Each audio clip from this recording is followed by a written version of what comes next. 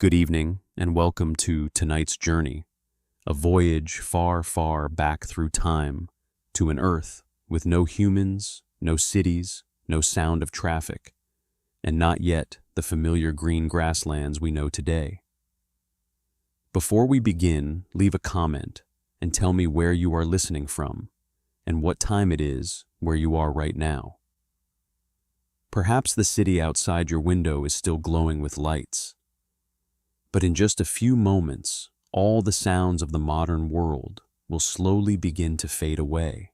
Tonight we are going to step into the entire Jurassic period, one of the most famous ages in Earth's history, yet also one of the world's most often imagined incorrectly. This was not only the age of giant dinosaurs, it was the moment when a supercontinent began to break apart, when young oceans widened, when forests of ancient seed plants spread across the land, and when life began to experiment with forms so vast, so strange, and so beautiful that they almost seemed to belong to another world entirely. Imagine yourself standing on an ancient mudflat after the rain. The air is warm and heavy. In the distance, tall trees stand motionless in the mist. Beneath your feet are enormous footprints, freshly pressed into the soft earth. A long-necked creature is moving through the valley. Somewhere else, a predator drifts silently between the shadows of the trees. Out at sea, great dark shapes glide beneath the surface of the water. Above, ancient wings cut across the evening light. And now let your breathing slow. We are about to travel through 56 million years of the Jurassic period without hurry, without noise, as if we are quietly witnessing an ancient Earth telling its own story.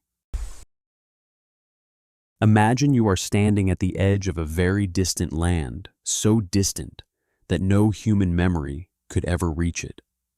There are no cities, no voices, no firelight glowing inside caves. No human footprints pressed into soft mud. Before you lies only an ancient Earth, vast, warm, desolate, and still trying to recover from one of the heaviest catastrophes in the history of life. This is the first dawn of the Jurassic period, but the Jurassic did not begin with the glory we often imagine. It did not open immediately with herds of giant dinosaurs crossing the plains, nor with the long shadows of sauropod necks rising above the forest. Before that world became rich and abundant, before the giants truly stepped onto the center of the stage, Earth had passed through a very deep silence. It was the silence after the great extinction at the end of the Triassic period, when many lines of life disappeared, many ecosystems were broken apart, and places once occupied by living creatures suddenly became empty. If you could place your hand upon the ground at that time, you would not feel it as stable as an eternal floor of stone. You would feel a world that had just passed through pain. Not pain in the way humans understand it, but in the way a planet records suffering layers of sediment, preserving change, traces of life, suddenly becoming sparse, once complex communities abruptly interrupted. In the ancient forests, some places had become quieter than before. In the shallow waters, some species would never return. On land, the creatures that had once competed with dinosaurs had lost their strength or vanished completely from the story. There were no witnesses to tell of that day. No final cry was preserved in stone. What we know comes from fossils, from strata, from layers of rock stacked upon one another like the slow pages of Earth's book. And in those pages, one thing becomes clear. Before the Jurassic became an age of magnificent living forms, it was first an age of survivors. Let us move a little more slowly. The air at this time is warm, heavy, and perhaps carries a scent very different from the world we know today. There is no fragrance of young grass stretching through the wind, no brilliant fields of flowers. Plants still bear a more ancient appearance, ferns growing low in damp places, seed plants standing still and dark with tough leaves, straight trunks, and shadowed crowns. The morning light falling through the trees is not soft like light inside a modern forest. It breaks into long streaks, touching muddy ground, tangled roots, rotting trunks, and small footprints slowly fading after a rain. Beneath that low vegetation, a small creature moves close to the ground.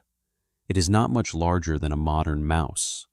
Its body is covered in fine fur, its eyes bright in the shade, its nose constantly searching for the scent of food and danger.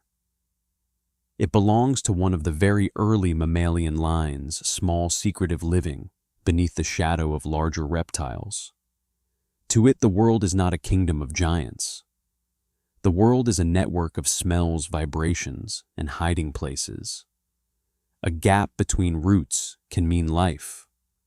A sound in the dry leaves can mean death. That small creature does not know it is living at the beginning of the Jurassic. It does not know that behind it, one age has just closed, and ahead lie tens of millions of years of change. It only knows how to search for something edible, avoid larger jaws, keep its body warm in darkness, and disappear before it is seen. Yet creatures like this give us the clearest feeling of the early Jurassic. Not everything was magnificent right away. Life began again through very small actions, crawling over a fallen trunk, digging beneath leaf litter, slipping into a crack in the stone, surviving one more night. Or somewhere farther away across an open stretch of land, the first dinosaurs of the Jurassic pass by. They are not yet all the famous images people usually attach to the age of dinosaurs. Some are still relatively small, quick, slender, walking on two legs, lifting their heads to listen and scent the air.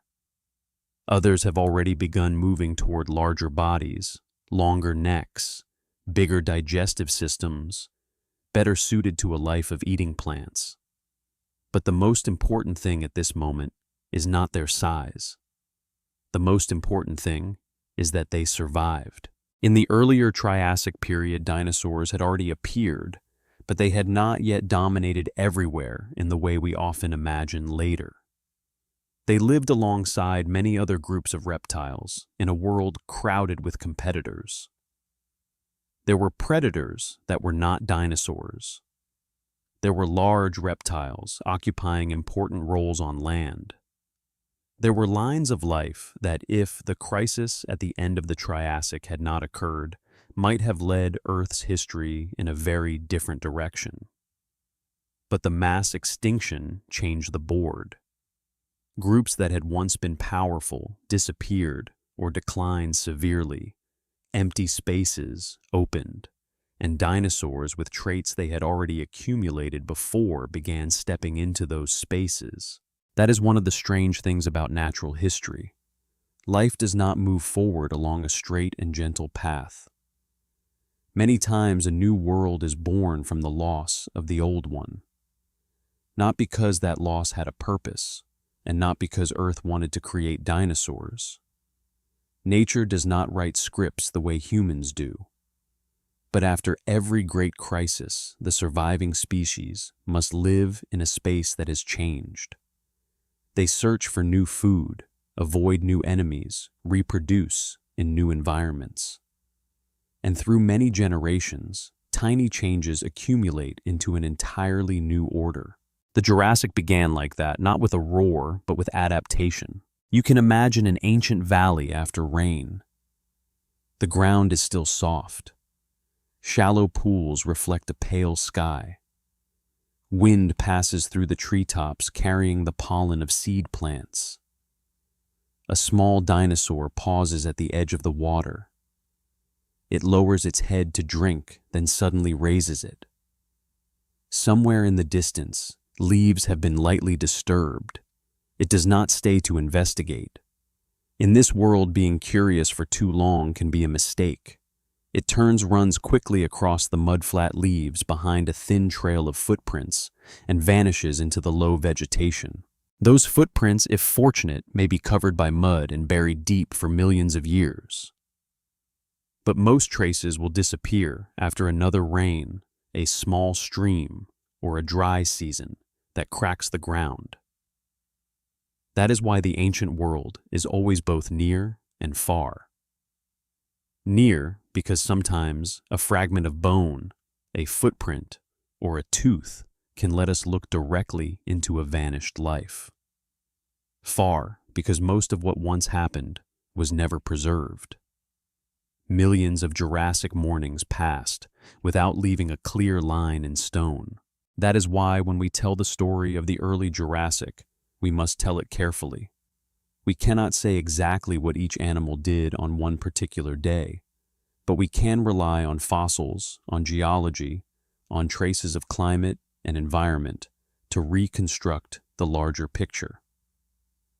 And that picture shows one thing: after the mass extinction, ecosystems were being rearranged. On land, dinosaurs had new opportunities to diversify. Plant-eating species developed in many directions. Meat-eating species also changed according to food sources and living spaces. Small creatures continued to exist in the darkness, quiet but persistent. Flying reptiles were still present in the sky, while the seas held their own stories as well. Night may have fallen quickly in an early Jurassic forest. The light withdrew from the tree trunks. Damp ground began to release its warmth. Ancient insects stirred in the leaf litter. Small creatures emerged from their burrows because darkness was their opportunity. Daytime belonged to larger eyes, larger shadows, greater dangers. But at night, when everything softened, the world opened itself to tiny bodies. An early mammal followed the scent of insects. A small reptile lay still on a trunk that still held the heat of the day. Far away, the sound of heavier footsteps trembled very softly, not as a violent noise, but as a low rhythm moving through the ground. In that darkness, no species knew they were building the foundation of a famous age. No creature thought of itself as a survivor of a mass extinction. They simply lived. But from our point of view, after more than 200 million years, the very fact that they lived is extraordinary. Each small breath, each egg that hatched, each young animal that escaped a predator, each successful breeding season contributed to the slow recovery of the planet. And that recovery was not equal everywhere. Some places were wetter, greener, richer in food. Others were dry, cracked, sparse with vegetation, forcing animals to travel far in search of water. In some places, life returned quickly. In others, emptiness lasted longer. The Jurassic was not a flat painting of one single color. It was a vast map of opportunity and limitation, of livable regions and harsh regions of creatures constantly testing what their bodies could endure. In that world, dinosaurs began to gain an advantage. Their legs were positioned more directly beneath their bodies than those of many other reptiles, making movement more efficient. Some lineages could travel farther, searching for food across wider ranges. Some meat-eating forms could run stalk and strike with lighter, more flexible bodies. Some plant-eating forms began moving toward the path of size, digesting more plant matter, spending more time eating, moving, and growing. This was still only the beginning of the story, but even in that beginning, the direction had begun to appear. Imagine a young dinosaur freshly hatched at the edge of a forest. Its eggshell has broken into small fragments in the nest. Its body is soft and weak, but its legs must learn to stand very early. Around it, the world is not gentle. There is no guarantee it will survive to adulthood. It may be eaten by a creature far smaller than the famous predators that will come later. It may die from drought, disease, hunger, sudden flooding, or simply from not being fast enough. But if it survives, if it finds food, If it grows through season after season, it will become part of the new wave spreading across Earth. This is what makes the early Jurassic so captivating. It was not a time when everything had already been completed. It was a time when everything was being tested. Empty space had opened, but no one yet knew who would occupy it for long. The forests had not yet become the familiar stage of giant herds. The predators had not yet reached their most terrifying forms. Small creatures still hid in places the giants could not reach. The world was like a breath returning after a fever, still weak, still unstable, yet deep within it, new vitality had begun to rise. And when we look at it through that slow rhythm, we see that the Jurassic was not simply the age of dinosaurs. It was a story about empty space, about what remained after so much had vanished, about the way life does not wait for the world to become perfect before beginning again.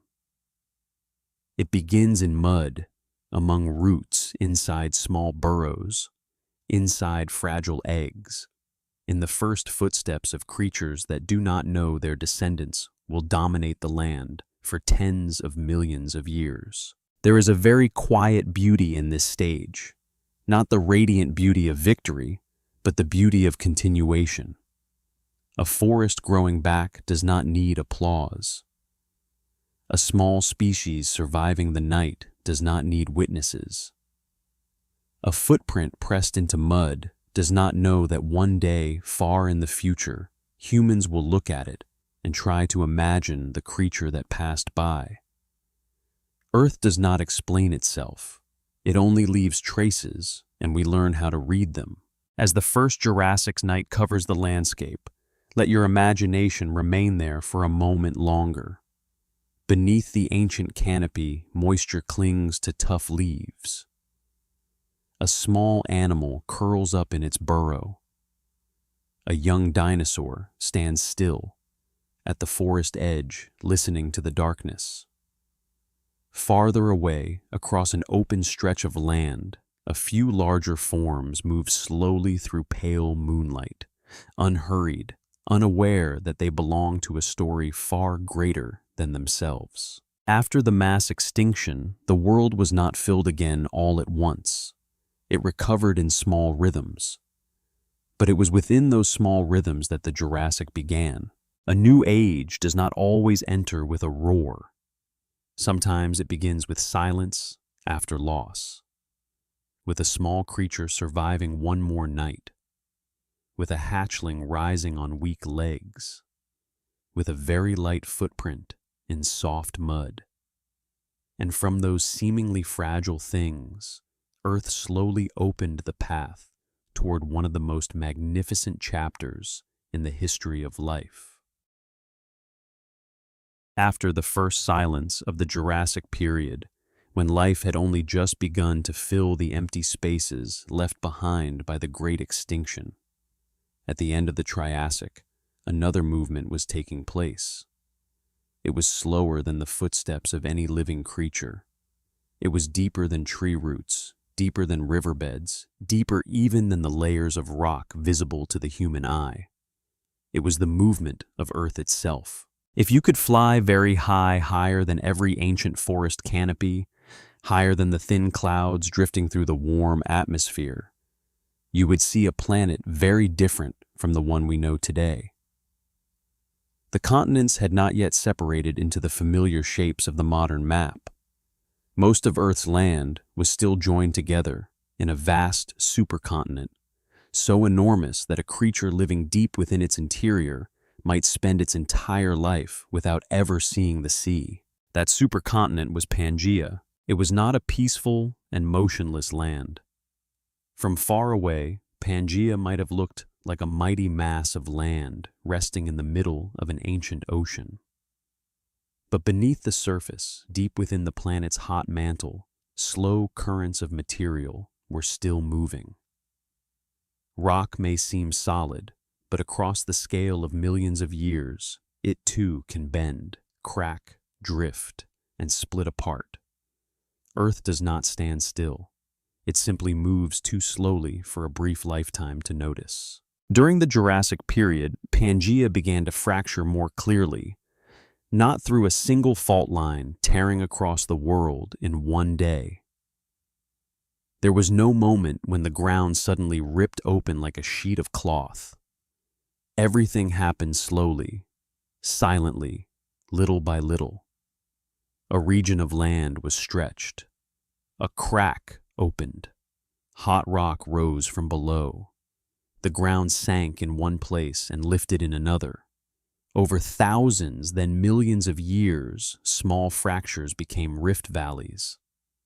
Those rift valleys became places where water could enter, and from there, young oceans began to take their first shape.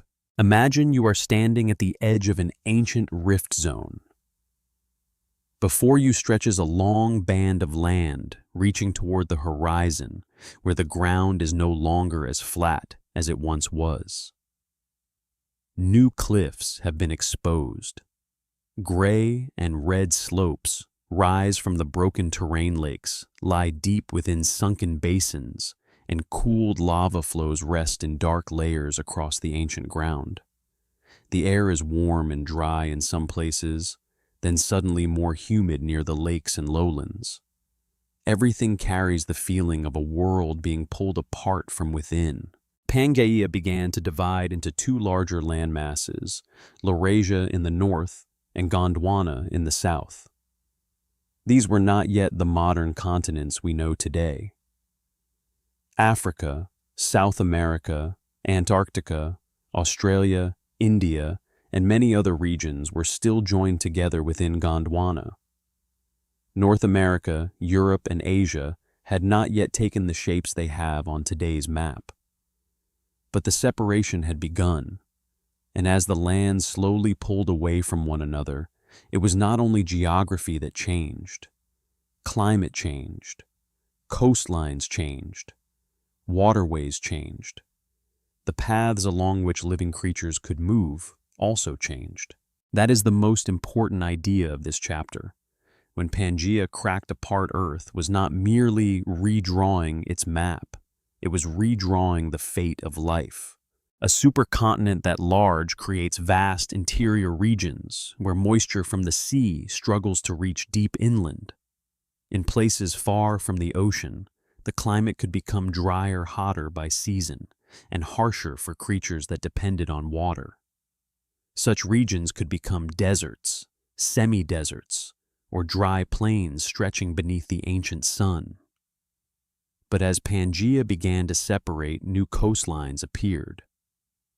The sea could move into low-lying areas. Regions once buried deep in the interior gradually came closer to water. Moisture gained new pathways. New sedimentary basins formed. And within those basins, soil sand mud plant remains the shells of small organisms, and traces of life began to accumulate. If the previous chapter was the story of the survivors, then this chapter is the story of the stage being rebuilt. That stage was not made of land alone. Between the ancient land masses lay the Tethys Sea, a broad and important body of water in the Mesozoic world. It did not resemble modern oceans in the exact outlines we know today, but its role was immense. Along warm coastlines, shallow waters could spread wide, receive sunlight, and nourish rich marine ecosystems. Where the land lay lower, the sea could advance inward, leaving behind layers of limestone marine mud and the remains of creatures that once lived in the water. But let us not descend too deeply into the ocean just yet. The stories beneath the surface are waiting in another chapter. Here we only need to feel this: when the sea advanced, when new coastlines were born, the Jurassic world began to gain more boundaries. And boundaries are always where life becomes interesting, where land meets water, where forest meets mudflat, where rivers flow into the sea, where lakes lie within rift valleys. Each boundary creates a different environment, a different kind of food, a different hiding place, a different challenge. On an ancient afternoon, you might stand beside a newly formed lake within the heart of a rift valley. The water is still and dark, reflecting the warm sky above. Faraway cliffs rise like the young walls of the planet. On the slopes, earth and stone slide downward after rain carrying sand and mud into the lake below. Each season, the lake receives another thin layer of sediment. One layer settles over another.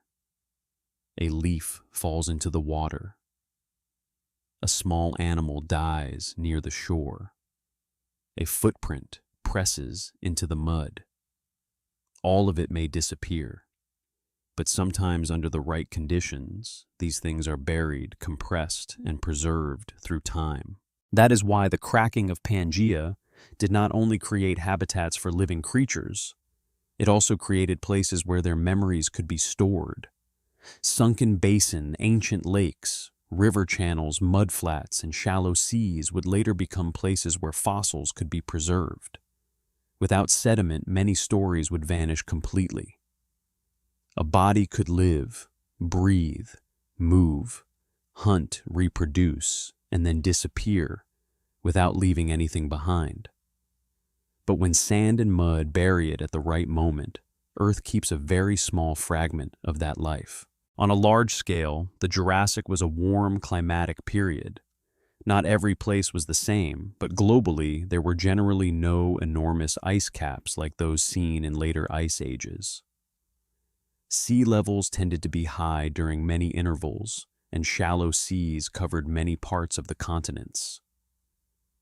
Imagine an Earth without the great white polar ice caps that are so familiar in modern images.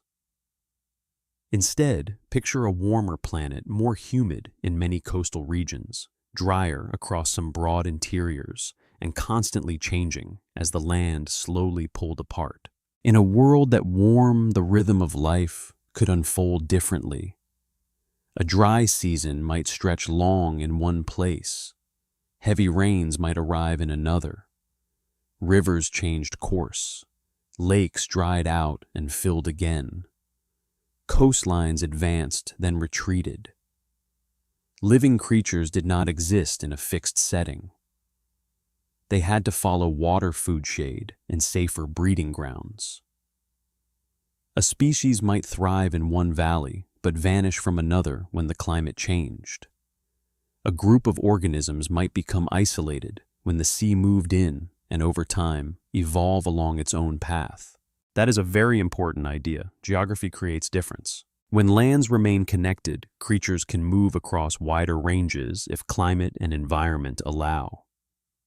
But when seas intervene, when rift valleys open, when mountains, lakes, and dry regions divide, the landscape, populations can be separated from one another. They live under different conditions, face different pressures, and over many generations, life begins to branch. The Jurassic was not only a time when many species grew larger, it was also a time when the map of the world began to send life down more separate roads. Imagine a group of small creatures moving across dry land. Beneath their feet are red sand and broken stone. By day, heat rises and makes the landscape shimmer. By night, the temperature softens and the ancient sky opens wide with stars. They do not know that far away where the ground lies lower, a young sea is slowly beginning to open. They do not know that later generations may no longer be able to follow this path because water will divide the land. They only know how to keep moving, searching for food, water, and a place where their young might survive. At the same time, along a new coastline, the tide rises and falls slowly. Soft mud records the traces of creatures passing by. Water carries minerals, fine sand, and organic remains over those traces. On one day, a footprint is still clear. On another day, it is covered. Then, through a length of time, almost impossible to imagine, the mudflat becomes stone. The ordinary footsteps of an ancient afternoon become evidence that humans will one day be able to read. There is something very beautiful in the way geology and life become bound together. Living creatures make the traces, but Earth itself decides whether those traces will be preserved. A footprint in mud needs the right amount of moisture. It needs to be covered quickly, but not erased. It must avoid being destroyed by a strong current. It must lie still in rock for millions of years. Then it must be lifted, eroded, and exposed at the right moment for someone to see it. Every fossil, therefore, is not only the remnant of a living creature. It is the result of countless conditions, accidental, slow, and fragile. As Pangaea cracked apart, those conditions became more diverse. Rift zones created sedimentary basins. Shallow seas formed marine rocks. Rivers and floodplains created mudflats. Ancient lakes preserved fine layers of sediment. Deserts left behind fossilized sand and traces of wind. Each environment was like a different kind of page in the Jurassic book.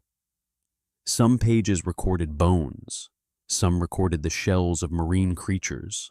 Some recorded pollen and plants. Some recorded only the shape of ripples in sand, as if an ancient day had left its breath upon the surface of stone. But for the creatures living, then none of this was geology. It was home. It was a pathway. It was danger. It was a place to drink. It was a place to avoid. A rift lake was not a scientific term to an ancient animal. It was the water's edge where a predator might wait. A shallow coastline was not a future sediment sample. It was a place of salty smells, soft mud, washed-up remains, opportunity, and risk mixed together. A stretched region of land was not a chapter in a geology book. It was ground cracked by the dry season slopes that could collapse easily, new roads opening and old roads closing. You can imagine sunset falling over Pangaea as it slowly pulls apart.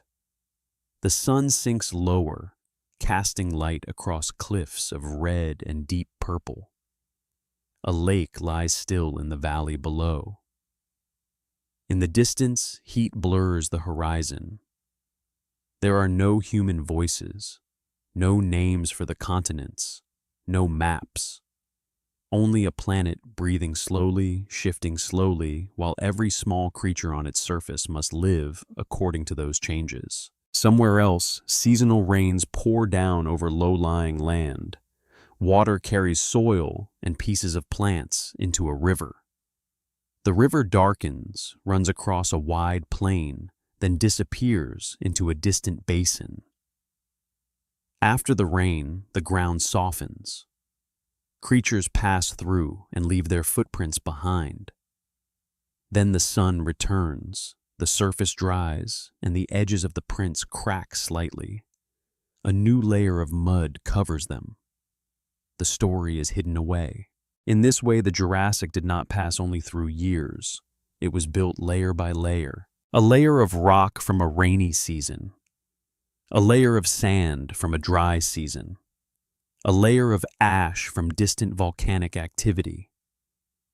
A layer of mud beneath a quiet lake. A layer of limestone from a warm sea. A layer of sediment where a river once slowed and left behind what it carried. In each layer, the old world sank a little deeper, and the new world prepared to appear. The breaking apart of Pangaea also makes the scale of the Jurassic larger in our imagination. This is not the story of a single forest, a single river, or a single herd of dinosaurs. This is the story of an entire planet changing shape. When a fracture opened in one place, a new coastline might form somewhere else. When a region of land sank, water could move in. When the great land masses shifted, ocean currents and climate gradually changed. And when the environment changed, life had to find a way to answer. That answer never came immediately. It came through many small lives following one another. A species better able to endure dryness survived in the interior. A species needing more moisture stayed near lakes, rivers, or coasts. A species able to travel farther found better seasons. A species cut off from others could change over time.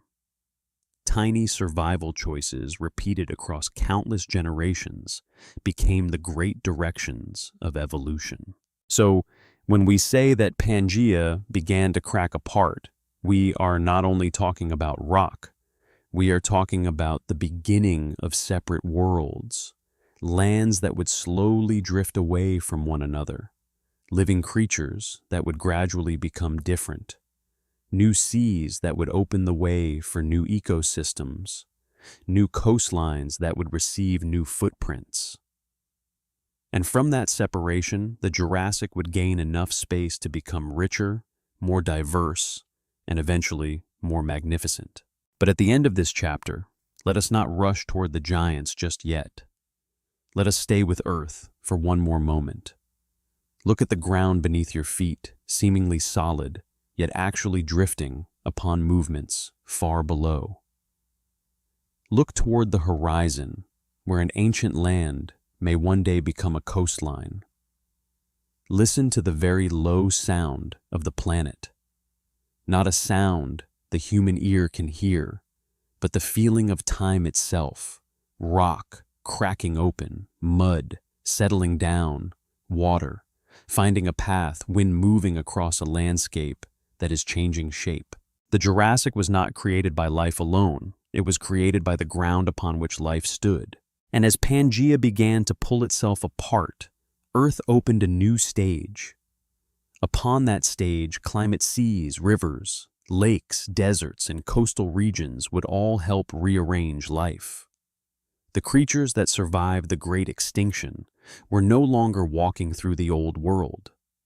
They were stepping onto a planet, changing its skin, slowly, deeply, and unable to return to what it had been before. From those cracks, from those new coastlines, from those warm lands being rewritten by sand and mud, the Jurassic began to expand. And once the stage had changed, the next thing to appear would be the green foundation of this age. Ancient forests, flowerless plant worlds, and shadows of trees that would nourish an entire world growing into life. After Pangaea began to fracture, after deep rifts opened within the land, and young seas slipped between the ancient continental masses, the Jurassic world was no longer the same world it had been before. The ground had changed. The climate had changed. Dry regions, humid regions, lake margins, coastlines, and low floodplains began to rearrange life across the planet. But for life to truly rise again, after the crisis at the end of the Triassic Earth, needed more than cracks and flowing water. It needed green. And so across the warm lands of the Jurassic period, forests began to cast their shadows. But these were not the forests we know today. If you stepped into a Jurassic forest, you would not find soft grass spreading beneath your feet like a green carpet. You would not see bright flowers blooming along the path as in a modern garden. The clearest evidence for flowering plants belongs to the later Cretaceous period, although some pollen-like traces linked to flowering plants have been discussed from Jurassic rocks. So, to tell this world carefully, we should imagine it as a kingdom of seed plants, ferns, ginkgos, cycads, horsetails, and ancient conifers. Let your eyes slowly adjust to that ancient green. Morning light does not fall to the ground in the familiar way it does inside a modern forest. It is caught high in the canopy, sliding across needles, glimmering over straight trunks and rough bark, then breaking into thin streaks upon the ferns below. There is no birdsong as we know it today, no sweet scent of flowers in the wind, only moisture rising from the soil, the smell of resin mud, decaying leaves, and a very ancient stillness as if the forest itself is breathing at a rhythm slower than every living creature inside it. Beneath your feet, the ground is not flat and soft like a meadow. It is rougher, more tangled, more crowded with roots. Fallen trunks lie across the shade. Ferns grow in patches, each frond spreading like a delicate hand. In the damp places near flowing water, horsetails rise in upright clusters, reminiscent of reeds, yet belonging to a much more ancient line of plants. Ginkgos unfold their fan-shaped leaves in the light. Cycads stand lower, with stiff trunks, and leaves fanning outward, like green crowns, looking at once like small palms, and like a botanical memory from a world long before humankind. These forests were not merely a background for dinosaurs to pass through. They were the foundation of the entire Jurassic world. Every leaf, every spore, every cone, every trunk growing silently was part of an enormous flow of energy. Sunlight fell upon the forest canopy. Plants captured that light and turned it into stems, leaves, roots, seeds, and living tissue. Insects ate the leaves. Small creatures ate the insects. Larger plant eaters grazed, plucked, crushed, and swallowed vast amounts of vegetation through the passing days. And behind all of them, predators survived because of an energy flow that began with this quiet green. Without the Jurassic forests, there would have been no kingdom of gigantic bodies. So let us move very slowly through that forest. Do not see it as scenery, but as a living machine, working almost silently. In the upper layers, ancient conifers rose to meet the sun. Some may have formed dense stands in wetter regions, creating long, cool shadows. In the middle layer, cycads and bennettitalians spread their tough leaves, able to endure warm climates and seasonal dry periods, depending on the region. In the lower layer, ferns and softer plants claim the patches of light that reach the ground, growing around tree bases, beside lakes, along streams, and in damp crevices where the soil still held water after rain. Not every part of the Jurassic world was covered in dense green forest. Earth was vast, and Pangaea's breakup created many different kinds of environments. Some places were humid, full of plants close to coastlines or lake regions. Others were drier, with sparser trees, red earth, and more dust. In some areas, forests may have grown mainly along waterways, while farther away lay open ground, hot, silent, and harsh. But wherever plants could take root, they did the same essential work, holding the soil, casting shade, feeding insects, dropping leaf litter, and turning empty landscapes into places where life could endure. A rainstorm passing through a Jurassic forest would feel very different in our imagination. First, the scent of soil rises. Then water strikes the needles, slides down the tough leaves of cycads, and gathers in beads upon ginkgo leaves.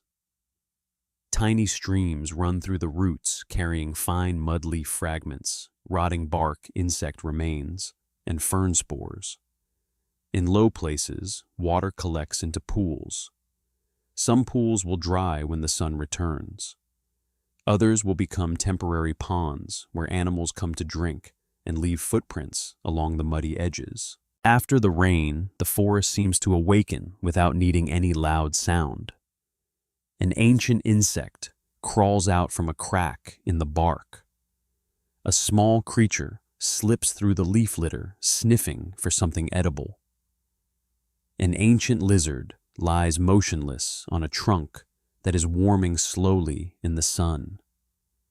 Farther away between the trees, a branch snaps softly. You do not need to see immediately what made that sound. Just by hearing the ground compress, the leaves being dragged aside, the very low breath in the humid air, you understand that this forest is not empty. In a patch of light at the forest edge, a few young plants are growing. They know nothing of the mass extinction before them, and nothing of the continents slowly cracking apart. Yet they are life's quiet answer. After every crisis, plants return not through declarations, but through roots. Roots grip the soil, leaves open, spores disperse, seeds fall where enough moisture remains. Trunks grow little by little, and only after many seasons can a once empty piece of land become a place where shade falls, where creatures find food and shelter. When we think of the Jurassic, we often think first of dinosaurs. That is understandable because their bones are large, their footprints are astonishing, and their shapes immediately open the imagination. But if you were truly inside that world, what surrounded you most would not be teeth or claws. It would be plants, leaves above your head, roots beneath your feet, trunks beside you, ferns brushing your ankles, pollen spores and resinous scents in the air. Before you saw any dinosaur at all, you would feel yourself inside a world built by plants. And those plants also left fossils behind. Plants are not always easily preserved. A leaf can decay within days. A tree trunk can be destroyed by microorganisms and weather. But under the right conditions, leaves, stems, seeds, cones, pollen spores, and wood can be kept in stone. Paleobotanists read those traces to understand what ancient forests may have looked like. Plant fossils can speak of climate moisture habitats and even the ways other living creatures depended upon them. The NPS notes that plant fossils are very important for interpreting ancient ecosystems because they can include leaves, roots, cones, seeds, pollen spores, stems, and petrified wood. Imagine a ginkgo leaf falling onto the surface of a quiet lake. It turns gently in the air, touches the water, and rests there like a small green fan. A layer of fine mud covers it. Nothing dramatic happens to the naked eye. There is no loud sound, no glorious moment. But if the conditions are calm enough, if oxygen is low, if the leaf is not destroyed, its delicate shape may be pressed into the sediment. Millions of years later, when the rock is split open, people may still see the veins of that leaf impressed there like a whisper from an afternoon that vanished. A fallen tree can also become a memory. It lies in the mud, is buried, and then, over an immense span of time, minerals slowly replace the wood tissue piece by piece. The tree is no longer a living tree, but its form is held within stone. Growth rings grain patterns, and wood fibers may tell us that a forest once stood there. No animal needs to appear. Even a single piece of petrified wood is enough to remind us that the Jurassic was not only an age of bones, but also an age of trunk shade and falling leaves. Within that forest shade, small creatures lived very secret lives. Early mammals were still modest, often small, active, in spaces where larger animals could not follow. Insects were present on trunks beneath leaves within the litter. Amphibians searched for damp places. Ancient relatives of crocodiles may have lived near water. Small reptiles made use of sunlight shade and narrow shelters. All of them were tied to the forest in one way or another. The forest gave them food directly or indirectly. The forest held moisture. The forest created hiding places. The forest made the world less empty. And at the forest edge, there were trails made not by humans, but by the repeated passage of ancient feet. One animal passed through on its way to water, then another followed. The ground was pressed down, leaves were pushed aside. Over time, a path formed between ferns and tree trunks. No one named it, no one built it. But in a world without roads, such trails were living maps of need, where water lay, where food could be found, where shade waited, and from which direction danger most often came. On a hot midday, the forest could become very still. The air stood motionless beneath the canopy. Moisture clung to trunks and leaves. Larger animals withdrew into the shade. Smaller creatures hid beneath the litter. Far away, a lake reflected white light. On its surface, dead leaves and plant fragments drifted slowly. Beneath it, mud accumulated layer by layer. Nothing in that scene resembled a battle or a chase. But quiet hours like this make up most of natural history. Life does not exist only in dramatic moments.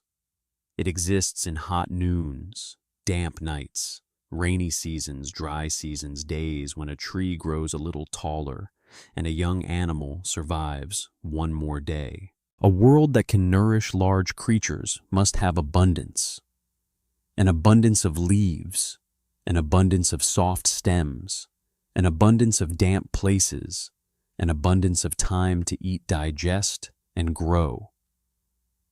The Jurassic forests in all their diversity created that abundance in many places. Not every region was rich enough to support herds of giants. But in suitable environments, vegetation opened the way for a new kind of body to become possible. A body that ate enormous amounts, traveled great distances, grew over many years, and turned size itself into part of its survival strategy. We will return to those bodies later. For now, let us look only at the foundation of the story.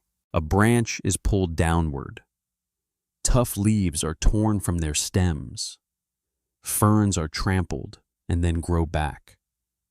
A young tree breaks beneath the weight of an animal passing through. These small wounds do not destroy the forest. They are part of the forest's rhythm. Plants grow, are eaten, are broken, decay, and return to the soil. Soil feeds new plants. Insects and microorganisms do the quiet work of decomposition. What falls does not disappear completely, but returns to the very slow cycle of life. In the Jurassic forest, even death carries the scent of soil. A dead trunk becomes shelter. A heap of decaying leaves becomes food for countless tiny creatures. A temporary pool becomes a place where amphibians can lay eggs. A buried tree may become a fossil. There is no clear line between ending and beginning. Everything breaks down, changes form, and continues to take part in the forest in another way. As evening falls, the light changes across the ancient canopy. Ginkgo leaves tremble gently in the wind. Cycads stand still like patient forms.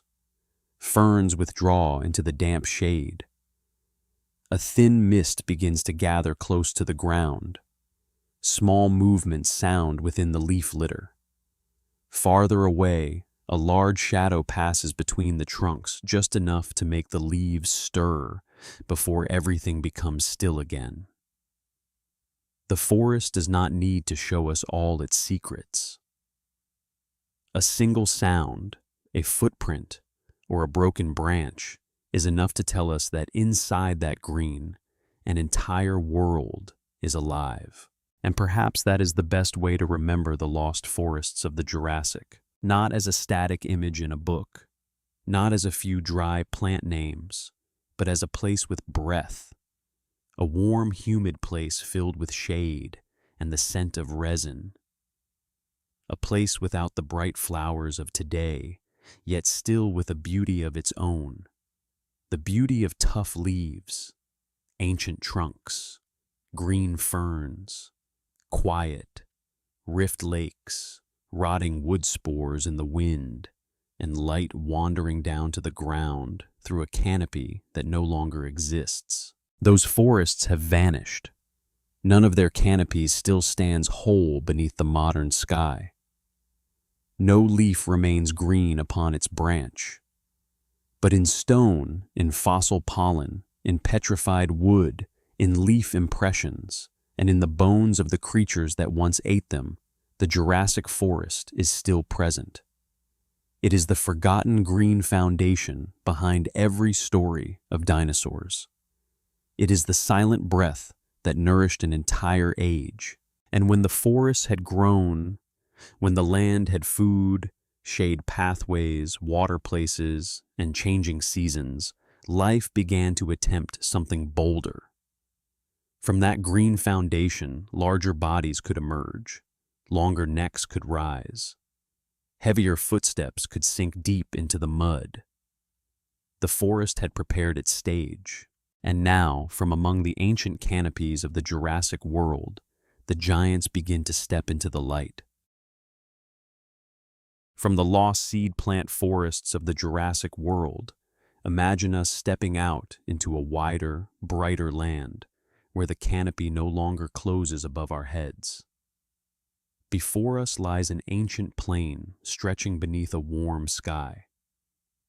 The ground is not a soft carpet of grass like a modern savanna, but mud sand, red dust, low patches of ferns, stiff-leaved cycads, and clusters of conifers growing along the watercourse. In the distance, a river bends slowly through the lowlands, leaving broad, muddy banks on either side, damp and easy to mark with footprints. You stand still in the heavy heat-filled air. Everything seems to be waiting.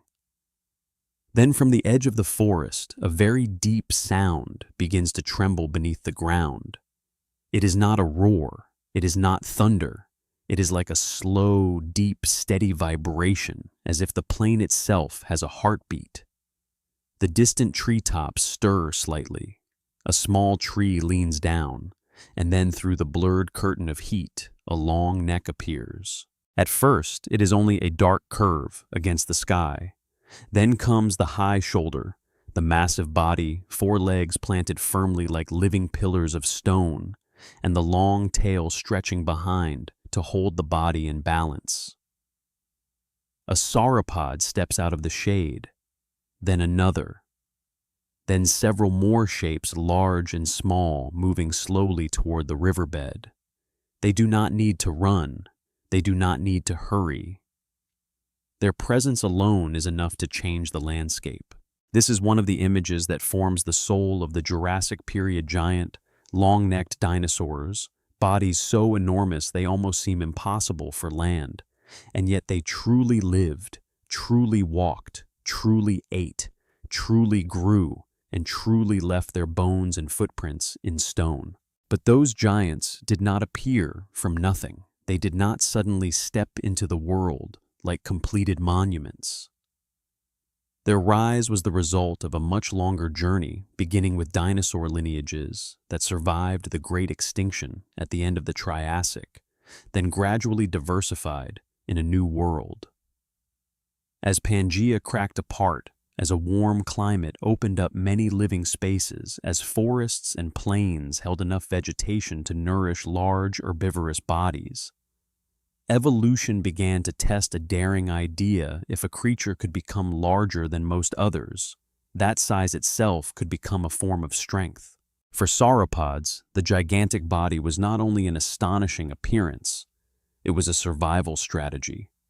Long necks helped them reach layers of food that many lower animals could not easily touch. Although how different species held and used their necks remains something scientists study with care. Their large bodies contain digestive systems broad enough to process immense amounts of vegetation.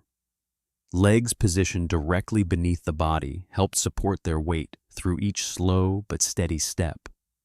Long tails balanced the torso and neck, turning the whole body into a living structure, refined across millions of years. Look at them a little more closely. The head of a sauropod, compared with its entire body, is rather small. It does not have the complex, grinding jaws of many modern herbivores. These animals did not sit quietly in the shade, chewing cud like cattle or deer. They may have used their teeth to strip leaves, soft branches, and young shoots, then swallowed them, allowing most of the processing to happen deep inside their vast digestive tract. A day in their lives was likely made mostly of moving, eating, resting, then eating again. Their lives were not built from violent moments, but from the quiet repetition of need, the need for food, for water, for space, and for enough time to live until the body reached a size that few predators could threaten. In places such as the Morrison Formation of late Jurassic North America fossils have revealed a world where many famous sauropods once existed, Diplodocus with its long body and more slender form, Apatosaurus, powerful and heavy, Camarasaurus with a sturdier skull and solid body, and Brachiosaurus with longer front legs that gave its shoulders a distinctive height. Today, each name sounds like an icon from a museum, but try to pull them out of the exhibition hall and return them to the sunlight, dust, mud, and breath of the Jurassic. Diplodocus may appear like a long line moving across the plain, its neck and tail drawing the body into an almost impossible shape. Apatosaurus carries a heavier, stronger feeling, each step seeming to press another mark into the ground. Camarasaurus is not as long and slender as Diplodocus, but it feels firm, full, like a creature built to cross the world through endurance. Brachiosaurus, with the front of its body rising higher, could reach into the trees in a way that makes it seem as though it is lifting the horizon with it. Although each species was different, they shared one thing. They made the Jurassic grow larger in our imagination. Not only because of their size, but because that size changed the entire landscape around them. A sauropod passing through was not merely an animal moving from one place to another. It was a force acting upon the ground. It compressed mud. It broke branches. It opened pathways through low vegetation. It left behind dung seeds and fragments of digested plants, contributing to the cycle of forest and plain. It lived within the environment, but it also changed the environment through the weight of its own body. Imagine a mudflat after the rainy season.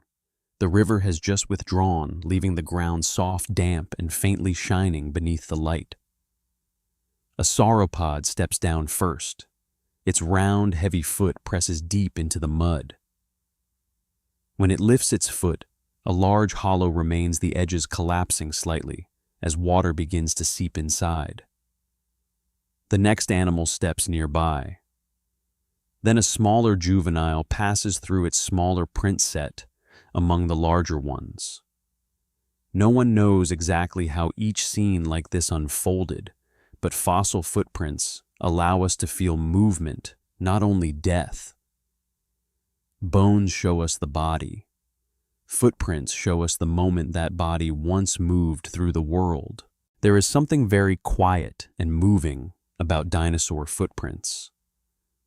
A skeleton often tells the story after a creature has died, but a footprint is a trace of life while it was still continuing.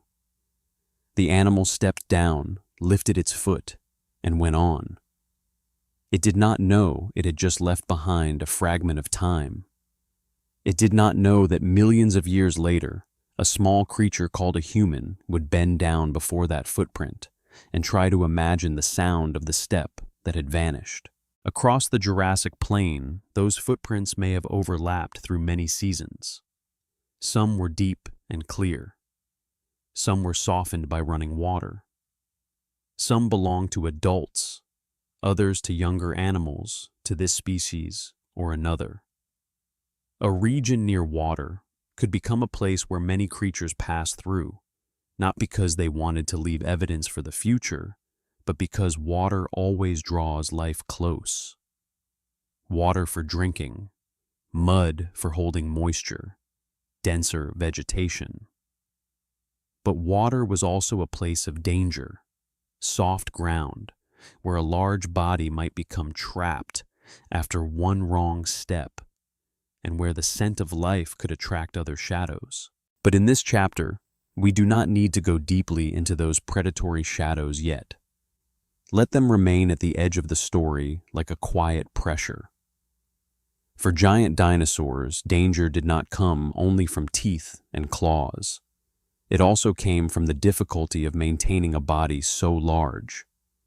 The larger the body, the more food it needed, the more water it required. The farther it had to move with the seasons, with the sources of vegetation, with the places wide enough for it to live without exhausting the landscape around it. An adult sauropod may make us think of invulnerability, but no sauropod was gigantic from birth.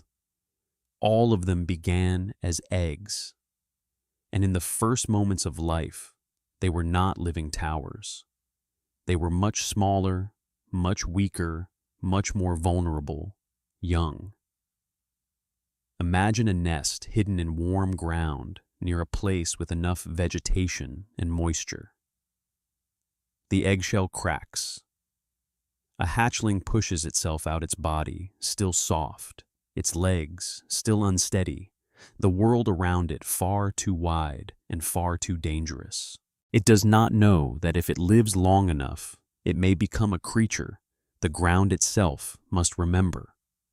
Before it lies only the first need to stand to breathe, to find shade, to find food, to avoid everything larger than itself. A young sauropod does not carry the majesty of a museum. It carries the fragility of a beginning.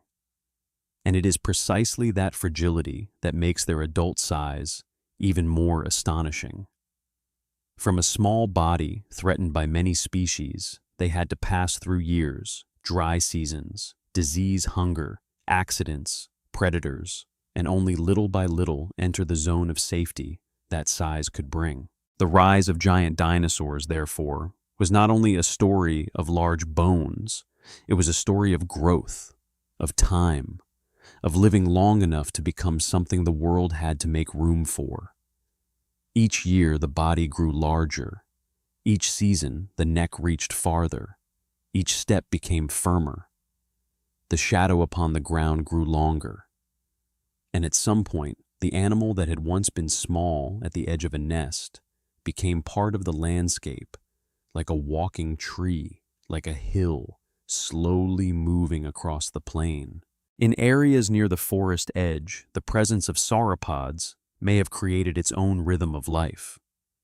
They moved through old paths, returned to places with water, stripped leaves from certain levels of vegetation, broke young trees, trampled ferns, and left open spaces where new plants could grow. The landscape did not stand still before them. Forest and dinosaur acted upon one another like two parts of a larger system. Plants fed them. They reshaped the forest. The forest grew back. And over many years, the land carried the marks of both vegetation and gigantic herbivorous bodies. On a late afternoon, a small group may have moved along a river channel. We must use the word may with care, because not every social behavior of dinosaurs is known with certainty the way it might be shown in a film.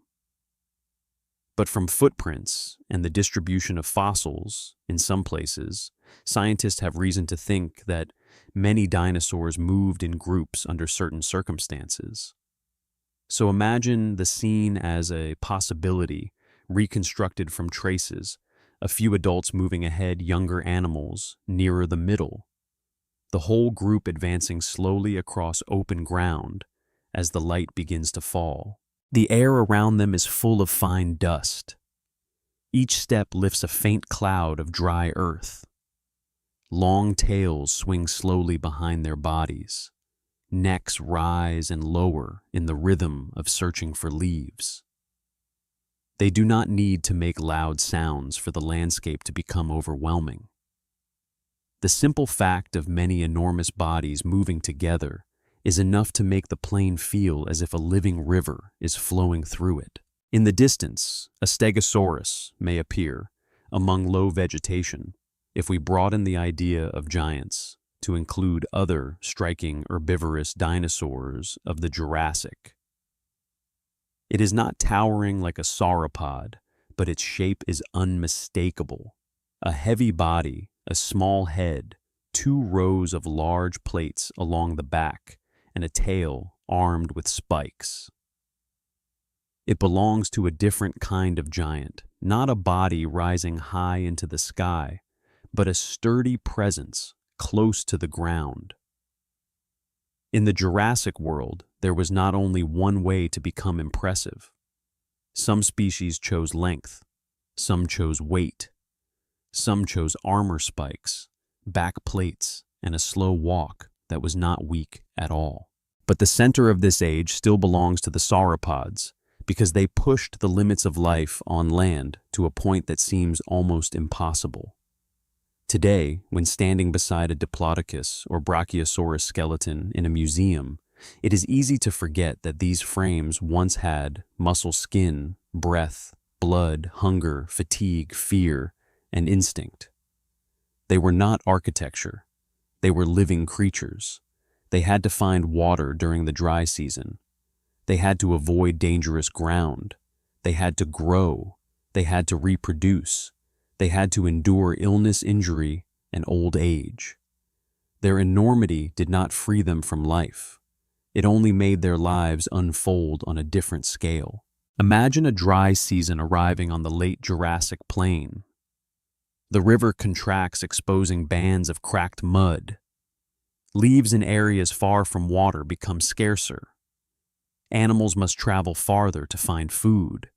Adult sauropods can still cross great distances with endurance, but juveniles and weaker individuals face greater risk. A remaining pool of water becomes a gathering place for life. Footprints overlap footprints. Mud is churned into a broken surface. The smell of soil dung, shallow water, and withering plants mingles beneath the sun. Then the rainy season returns. The river fills again. New mud covers the old surface. Footprints are buried. Young plants grow back. Ferns open their leaves. Lowlands turn greener. Life continues. In that cycle, giant dinosaurs were not kings standing outside nature. They were completely dependent on the rhythm of water plants, seasons, and soil. Their greatness did not lie in rising above the world, but in the fact that their bodies had adapted to live within that world at a size never seen before. When night falls, the Jurassic plain becomes gentler. The heat of day slowly leaves the ground. Large bodies stand still near the edge of the trees, now only dark, slow shapes beneath a sky full of stars. A juvenile stays close to a larger shadow. An adult lowers its neck, pulling leaves from a low branch. Far away, the river reflects pale moonlight. There is no music, no narration, only breathing leaves being torn and mud softly sinking beneath the weight of a step. And in that moment, we can understand why the Jurassic still holds such powerful fascination, not only because it had large creatures, but because those creatures make us feel how deep time truly is. Earth once had enough space, enough green life, enough seasons, enough silence for bodies like these to grow and pass through. Those footsteps no longer echo, but their traces still lie in stone. Those necks no longer rise through the forest, but their bones still rebuild the curve that once crossed the ancient sky. The rise of giant dinosaurs was not a single moment. It was a slow process shaped by a warm climate, abundant vegetation, ecological space after crisis, evolutionary lineages already present, and countless generations that survived and grew. But in our imagination, that long process can gather itself into one simple image: a morning on a Jurassic plain when mist still lies low over the ground, and from the forest edge an enormous shadow steps out. It places its foot into the soft mud. The ground remembers. Then it continues onward, slowly, calmly, carrying in its body life's answer to a new world: grow larger, reach farther, eat more, travel farther, and turn size itself into a way of existing. From the lost forests, from the floodplains and warm rivers, the Jurassic nourished creatures that made the planet stranger than it had ever been. But wherever there are giant herbivorous bodies, there are also pressure competition injury, and those that always follow behind. The Jurassic Plain was not only a place of greatness, it was also a place of survival. And as the great shadows continue moving through the evening light at the edge of the forest, other eyes are opening in the darkness. When the giant dinosaurs began to step out of the forests and cross the warm plains of the Jurassic period, the world did not only become more magnificent, it also became more tense. For wherever tree trunks were pulled down, wherever heavy footprints sank deep into the mud, wherever great plant-eating bodies grew through season after season, there were also other eyes watching from the shadows. Life in the Jurassic was not a peaceful painting made only of long-necked dinosaurs moving through the evening light. Nor was it a chaotic battlefield where every creature did nothing but attack. That world existed somewhere between those two things. It had very quiet, damp mornings. It had hot afternoons when the entire plain seemed to hold its breath. It had nights when the faint movement of leaves was enough to make a small animal freeze. And in every ordinary moment like that, survival never stopped. Imagine we are standing at the edge of a lowland in the late Jurassic. Nearby, a river bends slowly through a floodplain. After the rainy season, the ground is still soft. Water gathers inside the large footprints of sauropods. Ferns grow along the muddy edges. Farther away are clusters of conifers, cycads, and low shrubs thick enough to hide a body lying still. The air smells of damp earth, rotting leaves, and shallow water. On the surface, everything seems calm. But this calm is not safe. A young plant-eating dinosaur has wandered away from its group. It is not as tiny as a newly hatched juvenile, but it has not yet reached the size that would make predators hesitate. Its legs move quickly across the mudflat. Its head rises and lowers, searching for low leaves while listening at the same time. It does not know exactly where danger is, but its body knows it must stay alert. In a world like this, survival does not begin with thought. It begins with instinct. On the other side of the low vegetation, a predator is moving. Perhaps it is Allosaurus, one of the most famous theropods of the late Jurassic. Fossils from the Morrison Formation in western North America show that this ecosystem once held many well-known dinosaurs, including Allosaurus, Stegosaurus, Camarasaurus, and Apatosaurus. The Morrison rocks belong to the late Jurassic, around 163.5 to 145 million years ago. Allosaurus was not T-Rex, and it should not be told as an early version of T-Rex.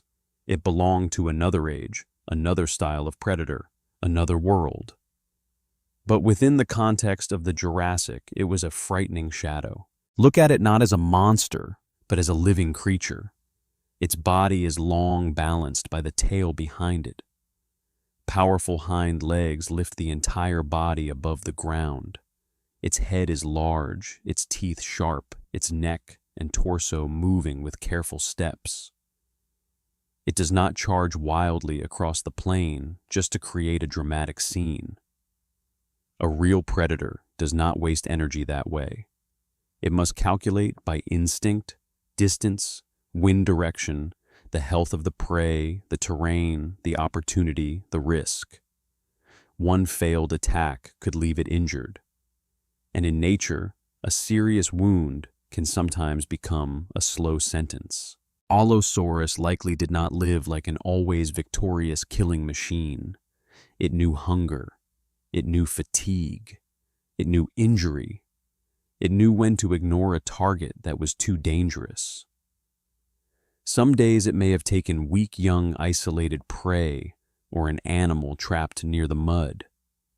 Some days it may have simply followed the scent of a carcass. In nature, scavenging is not something lowly. It is opportunity. The body of a dead sauropod near a river could feed many different lives: large predators, smaller animals, insects, microorganisms, and eventually the soil itself. Imagine a large dinosaur carcass lying beside shallow water. Perhaps it died of old age, perhaps from disease, perhaps because it became trapped in mud as the water withdrew. No heroic battle is needed for death to happen. In the ancient world, sometimes all it took was a dry season, lasting longer than usual, one wrong step into deep mud, or a body too weak to rise again. The smell of the carcass begins to spread through the warm air. First come the insects, then smaller creatures. Then larger ones draw near. An Allosaurus may appear at the edge of that scene. It stands still, scenting the wind. If no dangerous rival is nearby, it moves closer. Its teeth tear into soft tissue. Its jaws pull hard. The ground around the carcass is filled with overlapping footprints. This is not beautiful in a gentle sense, but it is a true scene of life. The death of one creature becomes energy for another. No part of this world is wasted for very long. But predators also had to be wary of their prey. One of the easy mistakes when telling stories about plant-eating dinosaurs is to turn them into slow, helpless victims. But eating plants does not mean being weak. Stegosaurus is a clear example. With its heavy body, small head, bony plates rising along its back, and a tail armed with spikes, it was not a creature built to run fast. But it did not need to run fast in order to be dangerous. The Natural History Museum of Los Angeles notes that Allosaurus fossils have shown injuries associated with Stegosaurus tail spikes, a powerful sign that encounters like this could leave real consequences on bone. Imagine a Stegosaurus moving through low vegetation at dusk. It is not in a hurry. Its body is low and solid, each step slow but heavy. Its back plates catch the last light of the day, appearing like dark blades along its spine. Behind it, its tail moves slightly, carrying spikes capable of turning a careless moment from a predator into a serious injury. If an Allosaurus comes too close, it is not facing a hopeless victim. It is facing a decision. In the Jurassic world, hunting was a game of risk. A lost juvenile could be an opportunity. A healthy adult could be dangerous. An injured individual might be easier to approach. A muddy area could slow the prey, but it could also hold the predator back. A thicket could hide an ambush, but it could also block sight at the exact moment when avoiding a tail strike mattered most. No creature always held certain victory. All of them lived within the limits of their bodies. Farther away in other Jurassic lands, there were other predators. Megalosaurus is an important name, not only because it was a large Jurassic theropod, but also because of its special role in the history of science. It was one of the first dinosaurs ever formally described from fossils found in England. The Natural History Museum also mentions Megalosaurus in the story of the Jurassic and in the way humans first began to understand these ancient creatures. That name reminds us that before dinosaurs became cultural icons, they were strange pieces of bone in stone, forcing scientists to learn how to imagine an entire lost world. But in the story of the Jurassic itself, Megalosaurus did not know what it would one day mean to future humans. It did not know it would become part of the history of paleontology. It was simply a predator living in its environment, following scent, listening for movement, searching for chances to survive. All fame came afterward. In its own age, there was only hunger and fullness. danger and rest injury and recovery, dry seasons and wet seasons. Survival on Jurassic land did not belong only to large animals. Beneath the fern canopy, among root crevices, under rotting trunks, small creatures were also fighting in their own way. An early mammal slipped through the darkness, searching for insects and avoiding everything larger than itself. A small reptile lay motionless on a tree trunk, using color and stillness to avoid being seen. Insects ate leaves and were eaten in turn by other creatures. Eggs were stolen. Young animals vanished in the night. Not every tragedy leaves fossilized bones behind. Most small lives and small deaths dissolved into the soil without a trace. That is what makes the Jurassic world both magnificent and fragile. We often remember the large skeletons, but an ecosystem cannot function only through large animals. It needs insects decaying wood, microorganisms, small burrowing animals, scavengers, and the lynx we rarely see in paintings. An Allosaurus may be the impressive image, but it exists because of an entire network beneath it. Plants feed the prey, prey feeds the predator, death feeds the soil, and soil feeds the plants again. During the dry season, that network becomes tighter. Imagine the sun standing high over a late Jurassic plain.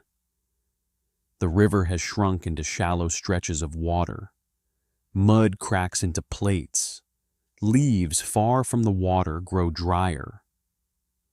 Plant-eating animals must move more to find food that is still green. Juveniles tire more quickly.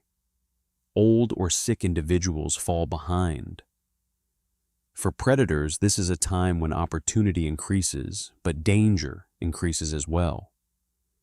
Less water means more creatures gathering in the same place. Near water, there is food, but there is also competition. Every step toward the bank carries risk. An Allosaurus may stand in the shade of trees watching. Before it lies a patch of mud churned by countless footprints. A group of plant-eating dinosaurs is drinking. Among them are large ones, small ones, healthy ones, weak ones. The predator does not need to choose the strongest target. It needs to choose the target it can catch without paying too high a price. A successful hunt is not always beautiful. It may be a short rush, a bite, an animal slipping a struggle in dust and mud. It may also fail within a few seconds. If the prey escapes, the plain slowly settles again. Dust falls, the water trembles lightly, then becomes smooth once more. The predator stands breathing heavily in the shade energy spent with no meal gained. It will have to try again or find a carcass or wait for another chance. In this world, hunger is a silent but powerful pressure. It pushes predators out of the shadows. It makes them take risks. But it also forces them to be careful because being wounded while hungry can be the beginning of a very slow end.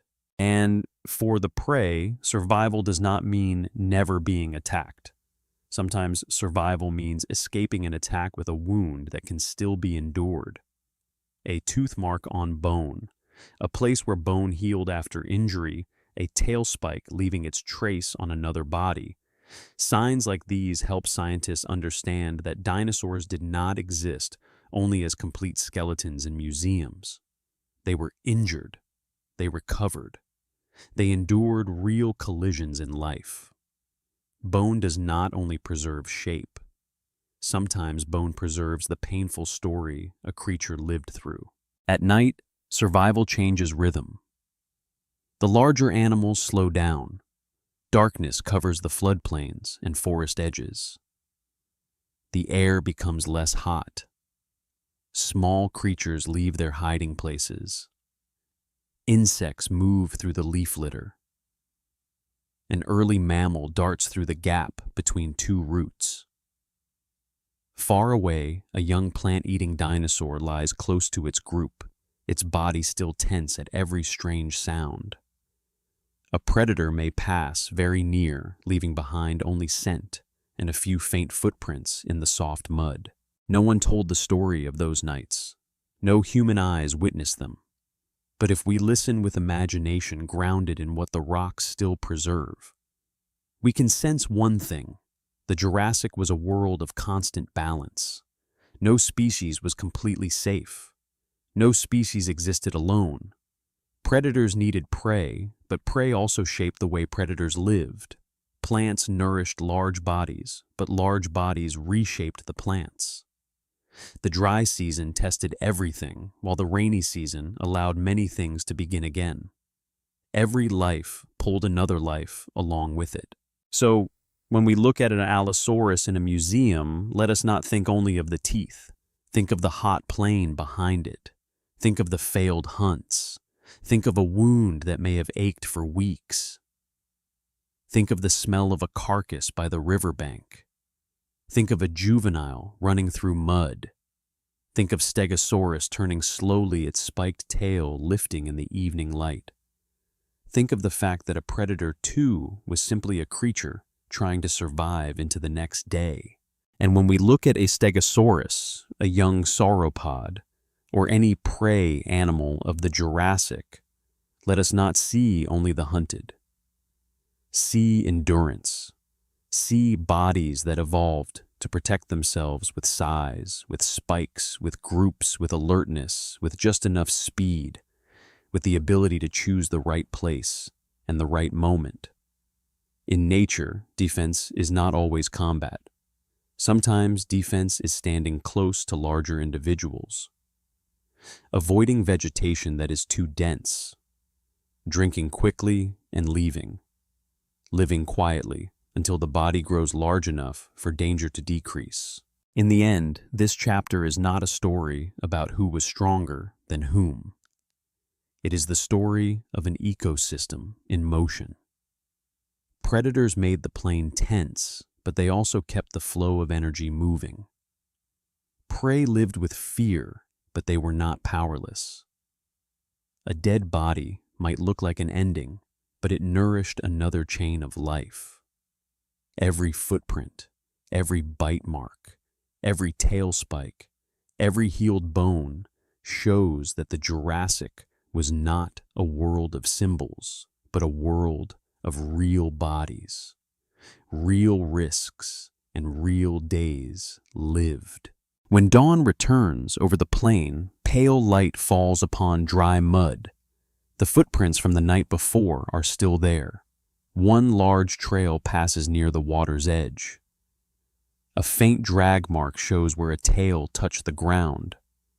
A few small prints vanish beneath fresh sand. There is no longer a chase. No more tense sound. Only the ground recording a very small part of what happened. An Allosaurus moves farther away toward the trees. A Stegosaurus continues across the lowlands slow, but not weak. The surviving young begin another day. The river still flows. Trees still grow. The mud still waits for the next footprints. And so the Jurassic continues, not through one single battle, but through millions of small acts of survival repeated across time. A breath held, an attack avoided, an animal finding water, a predator finding food, a wound healing, a new generation growing up among teeth spikes, mud sunlight, and forest shadow. But land is only one part of the story.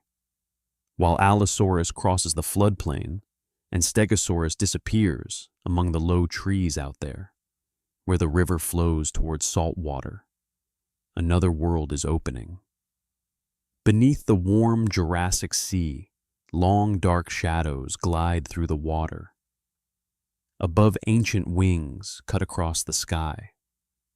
And somewhere very small, a feathered creature is preparing to open a new path for life. From the footprint-covered floodplains, from the forest shadows, where Allosaurus moved silently, from the hot lands where Stegosaurus carried its spiked tail, and sauropods left deep hollows in the soft mud. The story of the Jurassic period begins to expand beyond the land. If we keep looking only at the plains, it is easy to think this age belonged only to dinosaurs. But the Jurassic was far greater than that. It did not have land alone. It had warm seas, limestone shores, quiet lagoons, oceans filled with gliding shadows, and a sky where winged creatures had already flown long before the voices of modern birds echoed across Earth. Imagine yourself leaving the plain in the late afternoon. The river before you is no longer only a brown current flowing through the land. It is traveling farther now, carrying mud, decaying leaves, the remains of tiny creatures, and traces of the Jurassic forest toward the sea. The air slowly changes its scent. Damp earth gives way to salt. The wind opens wider. The lines of trees begin to thin. The ground lowers, and before your eyes appears a vast, warm body of water, reflecting the ancient sky in a strange, deep blue. This is the Jurassic Sea. It is not a quiet, empty ocean. Beneath that seemingly calm surface is a crowded world, layered, moving, filled with so many forms of life, that if you could dive down in silence, you would find the ancient Earth even stranger than it was on land. Sunlight pierces the upper water and dissolves into silver streaks. Tiny creatures drift suspended in the current. Fish swim in groups. The coiled shells of ammonites float quietly or move slowly through the ancient sea. Belemnites, distant relatives of modern squid, dart through the water with streamlined bodies. Below them, mud, sand, broken shells, and the remains of organisms accumulate into layers with immense slowness. The first thing to remember is that the great creatures beneath the Jurassic Sea were not dinosaurs. Ichthyosaurs, plesiosaurs, and other marine reptiles lived alongside dinosaurs in time, but they did not belong to the dinosaur group. They were reptile lineages that had adapted back to life in the water, each in its own way. And that is precisely what makes the Jurassic Sea so strange. While dinosaurs were growing into gigantic bodies on land, another experiment was unfolding beneath the water, where the body had to answer a completely different question: how to hunt, reproduce, navigate, and survive in water. A long shadow glides in the distance. At first glance, it may remind you of a dolphin or a large fish with a streamlined body, a long snout, and fins that cut through the water. But it is not a dolphin. It is an ichthyosaur, a marine reptile strongly adapted for swimming. Its body reveals something beautiful about evolution. Different creatures in different ages can arrive at similar shapes when they must solve the same problem. Water is not kind to clumsy bodies. To swim fast, to chase fish, to live in the open ocean, a body must become slender, balanced, and resistant to drag. The ichthyosaur passes like a living arrow. It does not need to disturb the surface. In its world, speed and precision may matter more than dramatic strength. A school of small fish suddenly changes direction in the light. Their silver bodies turn together like a bright cloth being pulled through the water.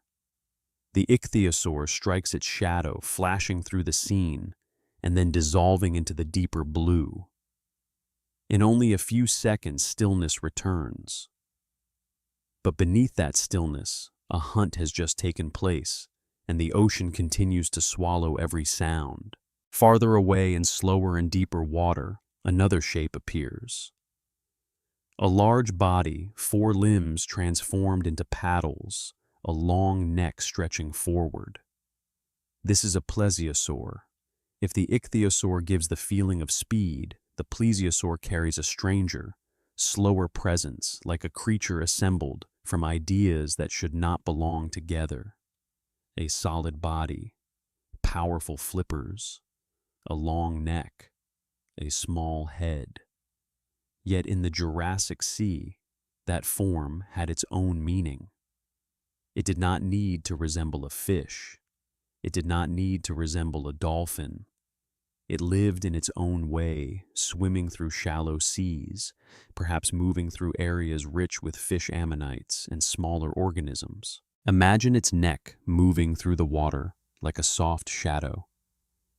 It is not a creature from a fairy tale. It is a real animal with real needs and real limits. It must breathe air. It must rise to the surface. It must find food. It must avoid danger when young. Adults may have been frightening to many smaller creatures, but in nature, no body escapes risk completely. Eggs, young animals, disease, injury, lack of food, environmental change. All of these are part of life, no matter how magnificent a creature appears. The Jurassic Sea also contained many different regions. Some places were warm, shallow seas filled with light close to shore, where life was richer, and sediments could more easily record traces. Some were nearshore lagoons, quiet waters, sometimes low in oxygen, capable of preserving small organisms in astonishing detail. Other places were more open, deeper, where light faded, and the shadows of large predators became harder to see. Just as on land, the ocean was not a single uniform background. It was a living map with safe zones, dangerous zones, breeding zones, hunting zones, empty zones, and zones full of food, and zones. Along the coastline, the tide left wet marks on stone and mud. Waves touched the shore gently, bringing up shells, plant fragments, washed from land, the bodies of small fish, fine sand, and the smell of salt. In places like this, land and sea were not completely separate. They exchanged with each other every day. Rivers carried nutrients into the sea returned moisture, storms, sediment, and sometimes the bodies of creatures washed ashore. A dinosaur might pass along the muddy edge near the sea, while far offshore, a marine reptile was hunting beneath the surface. Two different worlds, but both held within one great breath of the Jurassic. And above that coastline, the sky was not empty either. A wing cuts across the evening light. It does not flap like the familiar wings of modern birds. Its shape is different. The wings are stretched with a membrane of skin extending from the body to an extraordinarily long finger. This is a pterosaur, a flying reptile of the Mesozoic era. Like marine reptiles, pterosaurs were not dinosaurs, even though they lived at the same time as dinosaurs. They belonged to another branch, but they gave the Jurassic sky great movement long before birds truly spread across the planet. Look at a pterosaur flying along a coastal cliff. The wind lifts it. Its wings tilt ever so slightly, adjusting to the air current. Below are blue water, white sea foam, pale limestone ledges, and quiet lagoons. It does not need to beat its wings constantly. It can glide using the coastal wind, looking down toward the water in search of fish or small creatures. When its shadow passes across the surface of the sea, fish below shift direction for a moment. High above it is like an ancient character written across the sky, a vanished form that was once entirely real. The pterosaur helps us feel that the Jurassic had height. There was not only the ground and the sea, there was also the space between clouds and waves where life learned to use the air as a pathway. To fly, the body had to change deeply. Bones had to become lighter. Wings had to be wide enough. Muscles had to coordinate. Balance and orientation had to become refined. A flying creature cannot live like a walking creature. It must read the wind, read distance, read the surface below. The sky is freedom, but it is also a place that does not forgive mistakes. On a coastal morning, you might hear the waves first, then the wind, then a thinner sound from the wings of a pterosaur passing overhead. It lands on a rocky ledge. Its toes grip the uneven surface. Its head turns slightly, watching the waterline. Far away, a few more flying shadows appear, then vanish behind the cliff. There is no birdsong, no white flock of gulls as we know them today. There are only flying reptiles, warm sea, and a sky testing its own living forms. But in the Jurassic period, a very small story begins to appear, much smaller than sauropods, quieter than Allosaurus, and perhaps at first not impressive to any large creature at all. Somewhere among the islands, lagoons, and low forests of the late Jurassic, there were small creatures with feathers. They were not modern birds in the full sense. They stood close to the boundary between dinosaurs and birds, between running, climbing, jumping, gliding, and flying. And among the most famous fossils in this story is Archaeopteryx. Imagine a quiet lagoon landscape in the late Jurassic where still water, pale limestone, small islands, and low vegetation create a setting very different from the wide plains of sauropods. The air is warm. The water's surface is almost flat. On the branches, a small creature clings with claws. Its body has feathers. Its jaws still carry teeth. Its tail remains long, made of bony vertebrae. Its wings bear flight feathers, but its body still holds many ancient traits. At a glance, you might see something bird-like. But if you look more closely, you would recognize that it still carries the clear shadow of a dinosaur. Archaeopteryx did not immediately fill the Jurassic sky with birds. It was not a finished endpoint, but a landmark in a long process. Birds evolved from small, feathered theropods, and feathers did not necessarily arise only for flight. Before they became tools of the sky, feathers may have helped with warmth display, covering, balance, or movement. Evolution does not always create a trait for the final purpose we see today.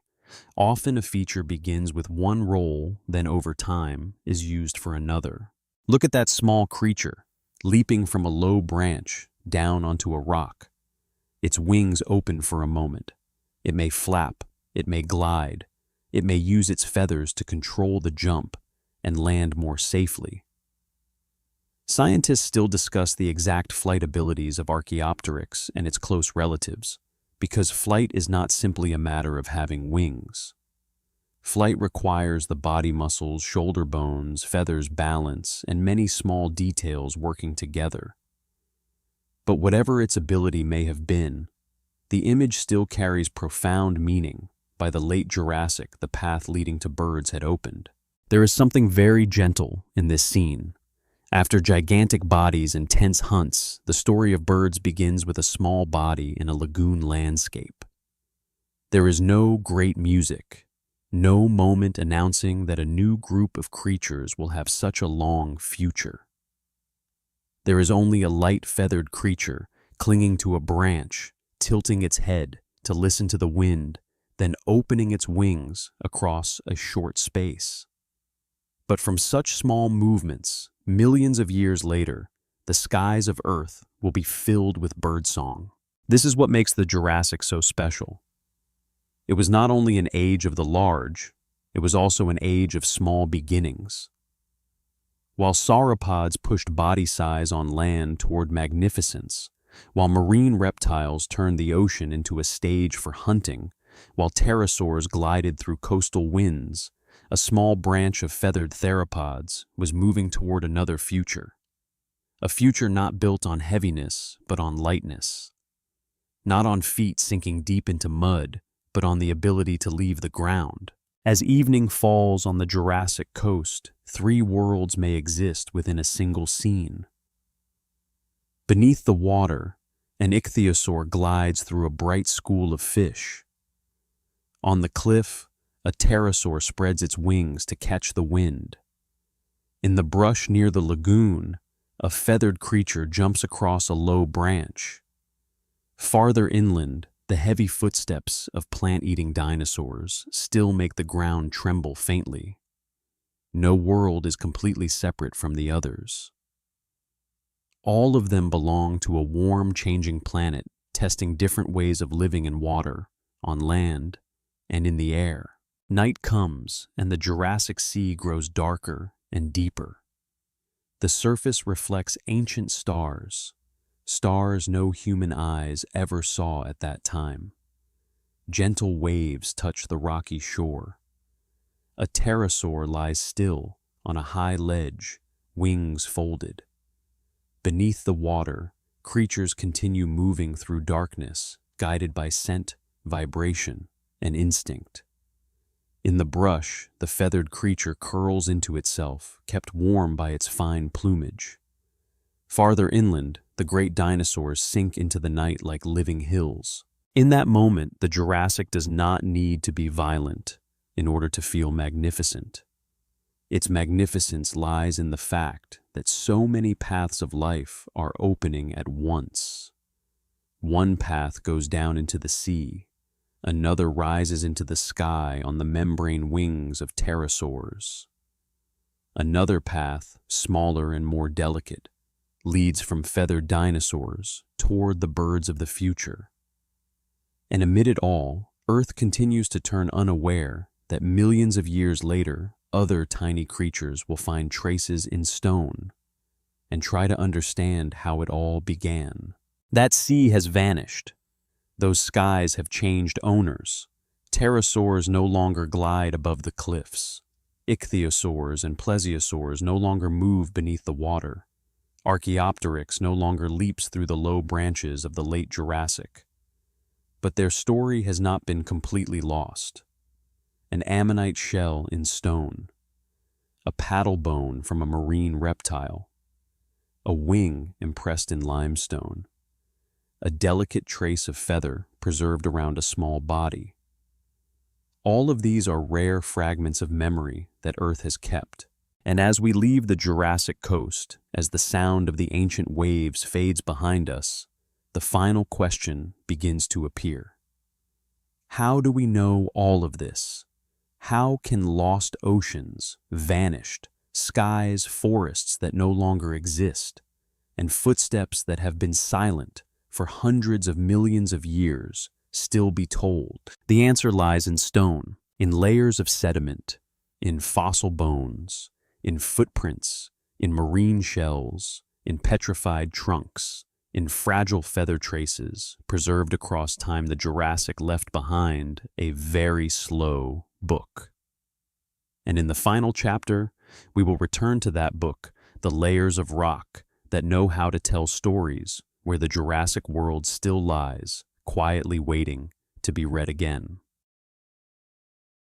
After leaving the warm seas of the Jurassic period, after seeing the shadow of an ichthyosaur glide beneath the surface, a pterosaur cut across the sky, and a small feathered creature open its wings among ancient lagoons, we return to a quieter question, but also a deeper one. How do we know all of this? No human being ever stood on a Jurassic shore. No human eyes ever saw an Allosaurus cross a mudflat, a Stegosaurus raise its spiked tail in the evening light, or a herd of sauropods leave great foot hollows across a damp plain. No voice from that time has been passed down to us.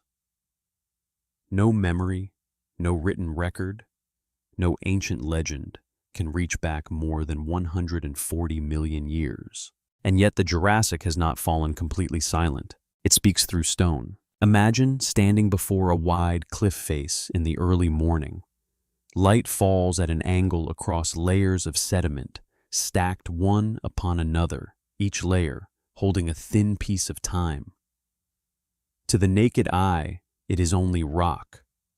But to someone who knows how to read it, that cliff is like a giant book written by Earth over millions of years. A layer of ancient mud. A layer of sand from an old river. A layer of limestone from a shallow sea. A very thin layer of volcanic ash. A layer of ground that was once a floodplain. Each page has no letters, yet it still preserves the traces of water, wind trees, creatures, and vanished days. And within those stone pages, sometimes there is a bone. It may be only a small fragment, broken, worn down, lying mixed inside hard rock. It may be a large vertebra from a sauropod, heavy yet hollow, in a way that helped that gigantic body become a little lighter than we might imagine. It may be a theropod tooth, curved and sharp fallen out, or buried along with the jaw of a predator. It may be a piece of leg bone, a rib, a fragment of skull, or only a small part no longer sufficient to reconstruct the entire animal. But even a single fragment can open a world. A tooth can speak of how an animal ate. A leg bone can speak of how it walked. A neck vertebra can suggest the length of a neck that once rose among the trees. A healed wound on bone can tell us that this creature was once attacked, once suffered pain, and yet survived long enough for its body to repair itself. Fossils do not only tell us that an animal died, sometimes they tell us what that animal lived through. Imagine a paleontologist bending down in the middle of a dry landscape. Wind moves through fine dust. The sun warms the rock beneath the hand. In the gray and red earth, a curve of a different color appears. No one hurries to pull it out. Everything must be slow. Each grain of soil is brushed away. Each edge of bone is preserved. A protective coating may be applied to stabilize the fragile part. The location is marked the rock layer, recorded the position noted, and the surrounding bone fragments documented, because a fossil is not important only in itself. It is also important because of where it is found. A bone removed from its context is like a sentence pulled out of a story. We can still read it, but much of its meaning is lost. What kind of rock was the bone lying in? Was it in river sediment or marine sediment? Does it show signs of having been carried by water? Were there many individuals in the same place? Were predator teeth nearby? Were plant fossils found beside it? Questions like these turn a bone fragment into part of a lost ecosystem. In North America, the late Jurassic rocks of the Morrison Formation have become one of the most famous windows into the world of dinosaurs. From there, scientists have found traces of names that have entered deep into the imagination: Allosaurus, Stegosaurus, Apatosaurus, Diplodocus, Camarasaurus, Brachiosaurus, and many other creatures. But remember, Morrison was not a motionless movie stage. It was once a broad landscape of rivers, floodplains, lakes, dry seasons, rainy seasons, trees, mud, sand, carcasses, and living bodies passing through. Each fossil from there is a very small piece of the picture. A nearly complete skeleton can make us feel as if we know a great deal. But even the finest skeleton is only the hard remainder of a life. It does not preserve skin color with certainty. It does not preserve the animal's call. It does not preserve its eyes. It does not preserve most of its behavior from day to day. It gives us shape, size, structure, injury marks, relative age, and family relationships. The rest must be rebuilt through comparison, through science, through caution, and through always remembering that imagination is only allowed to walk upon the ground of evidence. Bones are not the only things that can tell stories. Footprints can tell stories too. A fossil footprint may seem simpler than a bone, but sometimes it brings us closer to the living animal. Bones are often the story after death. A footprint is the moment of movement. An animal places its foot into mud, lifts it again, and continues onward. It may have been going toward water, leaving the forest moving with a group fleeing danger, or simply crossing a soft patch of ground on an ordinary day. It did not know it had just touched time. If conditions were right, that footprint was covered by new mud or sand before it could be erased. Across millions of years, the mud became stone, and the step became a hollow or a raised impression. When humans find it, we can measure its length, width, stride, distance, direction of movement depth, and sometimes even relative speed. A trail of footprints can tell us whether an animal moved slowly or quickly. Many tracks heading in the same direction may suggest group movement, though they must always be interpreted carefully. Imagine a broad rock surface exposed after the soil above has eroded away. Across it are footprints following one another, one after another, moving through space like a very slow piece of music. There are no bones, no body, only the path remains. But that path brings the Jurassic world back to life in a special way. We do not only see what the animal was, we see that it passed through. Elsewhere it may not be dinosaur bone, but a leaf impressed in stone. Fine veins still appear across its surface. It may be ginkgo, it may be fern, it may be part of a seed plant that once fell into mud or into a quiet lake. Plant fossils like these help us understand that behind every gigantic body was a vast green world. Leaves, pollen, spores, trunks, seed, cones, petrified wood, all of them help reconstruct climate and environment. If we found only sauropod bones and no plants, the story would lack its foundation. But when plant traces are found, we begin to understand what kind of landscape that animal lived in. Was it a region near rivers or a dry forest? Were ferns abundant? Were there conifers? Was the environment humid or seasonal? The lost Jurassic forest no longer stands before our eyes, but every leaf mark in stone is like a remaining fragment of its shade. Then there are marine fossils. An ammonite shell resting in the palm of a hand may look small, almost like a spiral ornament, but it once belonged to a creature that lived in an ancient sea, drifting or swimming through warm waters while dinosaurs still walked on land. Ammonites appear abundantly in marine rock layers and are often used to help determine the age of rock strata because they evolved quickly and were widely distributed. A small spiral shell can help place a layer of stone into its proper position in time. Belemnites, marine shells, fish teeth, marine reptile bones, limestone sediments.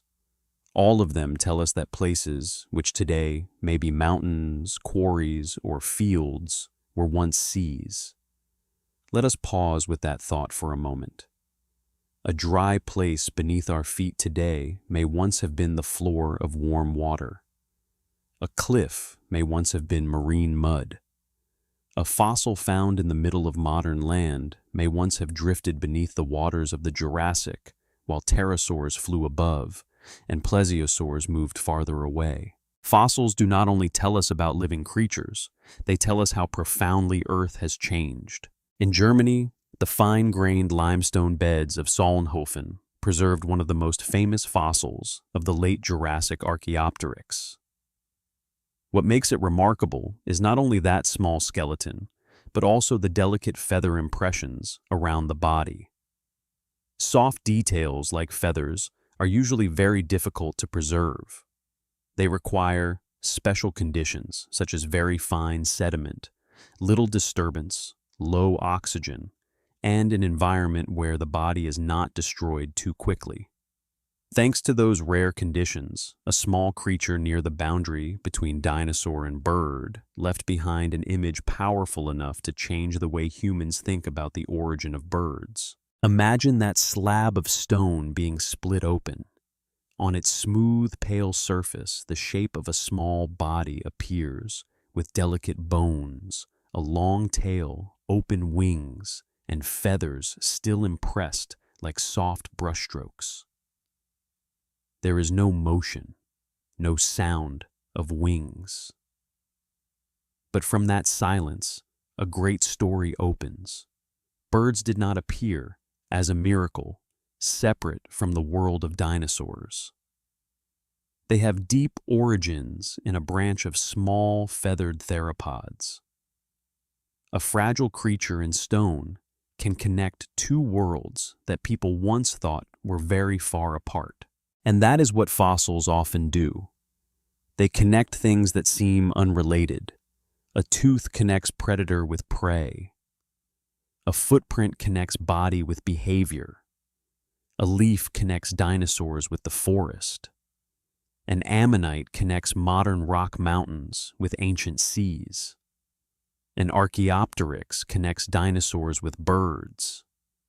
A sediment layer connects a vanished rainstorm with the stone in someone's hand today. But fossils also teach us humility.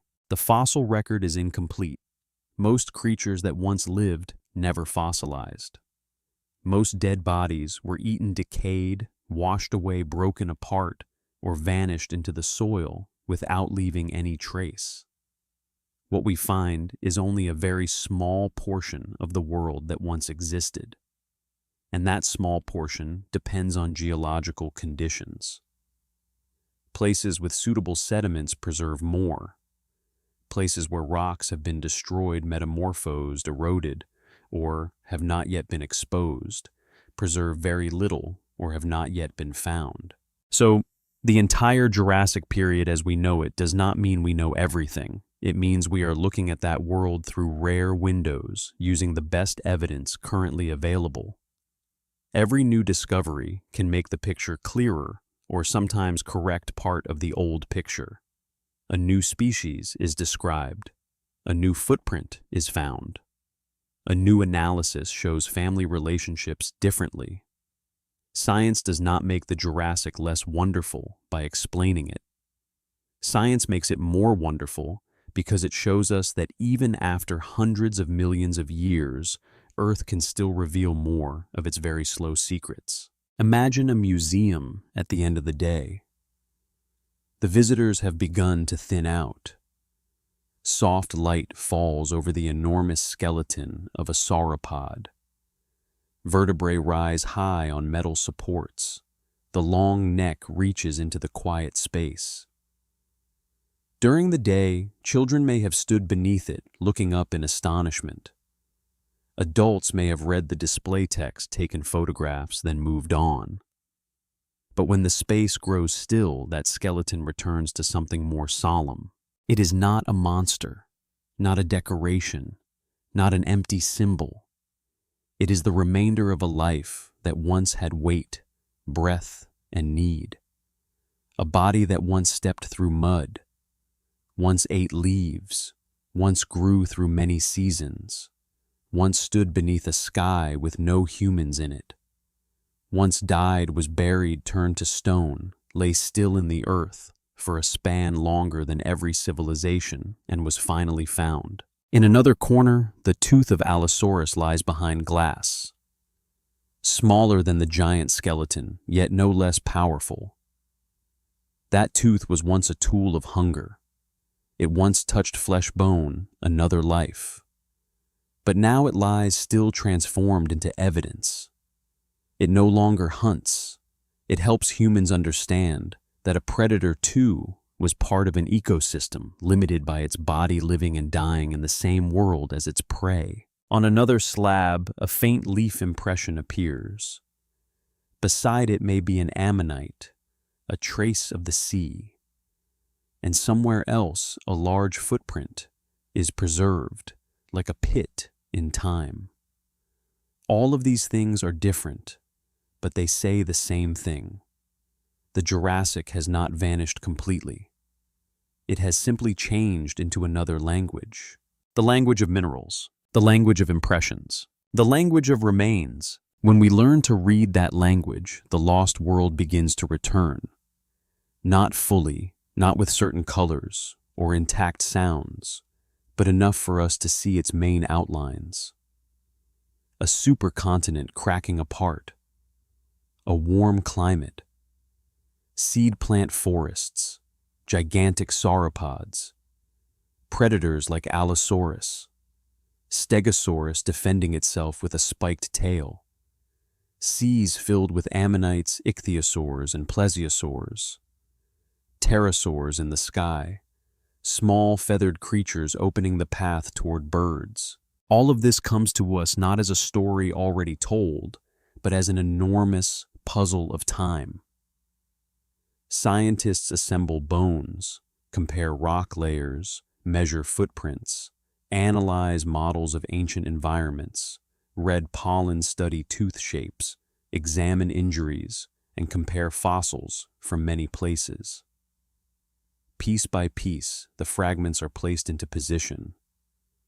Some pieces are certain, some are still debated, some gaps remain unfilled. But those gaps are precisely what make the story more honest. We do not need to pretend we know everything in order to feel wonder. Tonight, when we think of the Jurassic, perhaps the final image should not be a chase scene or an imagined roar. Perhaps the final image should be a hand gently brushing dust from a fragment of bone. Very slowly, very carefully, as if touching something not only ancient but fragile. In that moment, the distance between the present and the past narrows.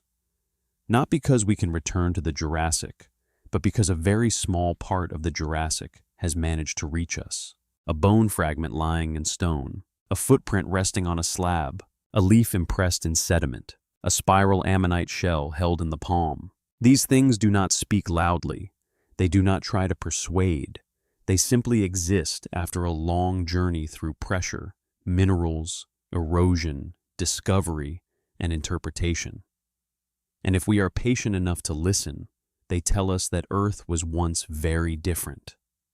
Larger in feeling, warmer, stranger, filled with bodies that no longer exist, forests that no longer stand, seas that have withdrawn, and skies that have changed owners. The Jurassic ended long before humans appeared, but it was not erased.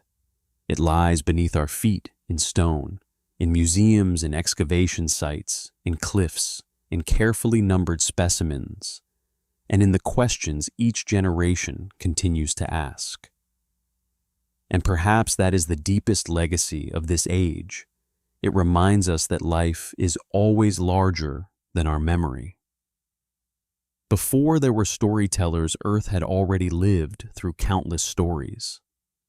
Before there was language, stone had already begun preserving traces, and from those traces we learn to imagine responsibly, not adding what has no evidence, not turning real creatures into meaningless monsters, not confusing eras, not placing one species beside another simply because the image would look better, but looking at what the stone truly allows us to know, and from there rebuilding a world vivid enough, humble enough, and as close to truth as possible. And so, as this final chapter closes, imagine the entire Jurassic period as a gigantic book almost completely torn apart by time. Most of its pages are gone. Many lines can no longer be read, but the fragments that remain are precious beyond belief. One page has footprints, one page has bones, one page has leaves, one page has the sea, one page has feathers. And from those torn pages, we hear the very distant echo of a world that was once green, warm, vast, and filled with wondrous creatures. That world no longer walks, but its footprints remain. And here our journey tonight through the entire Jurassic period slowly comes to a close. From the darkness after the Great Extinction, at the end of the Triassic, we entered a world beginning to rise again. We saw Pangaea, the vast supercontinent, no longer standing still like an unmoving block of land, but slowly cracking apart beneath the deep forces of Earth. Rift valleys widened, young seas slipped into the land, new coastlines began to form, and upon that warm ground, the Jurassic forests began to cast their shadows, filled with ferns, conifers, cycads, and ancient ginkgos. We followed the heavy footprints of sauropods across the mudflats, watched long necks rise among the trees, and felt the tense silence where Allosaurus may have been hiding in the shade. We also left the land behind and descended into shallow seas where ichthyosaurs and plesiosaurs glided like ghosts of an ancient ocean. Then we lifted our eyes to the sky where pterosaurs flew above the cliffs and small feathered creatures began to open a very distant path, a path that would one day lead to birds. The Jurassic period vanished long ago. Those footsteps are gone. Those forests are gone. That ancient sea is gone. But in stone and bone, in fossilized footprints, the story still remains waiting patiently for human beings to read it again. If you enjoy natural history journeys like this, please subscribe to the channel or follow the fan page so we can continue stepping together into the lost ages of Earth. And leave a comment to let me know. Next time, would you like to hear about the Triassic period, the Cretaceous period, or a specific creature such as Allosaurus, Stegosaurus, Diplodocus, or Archaeopteryx? I will see you again on another night when we open together another very distant door into time.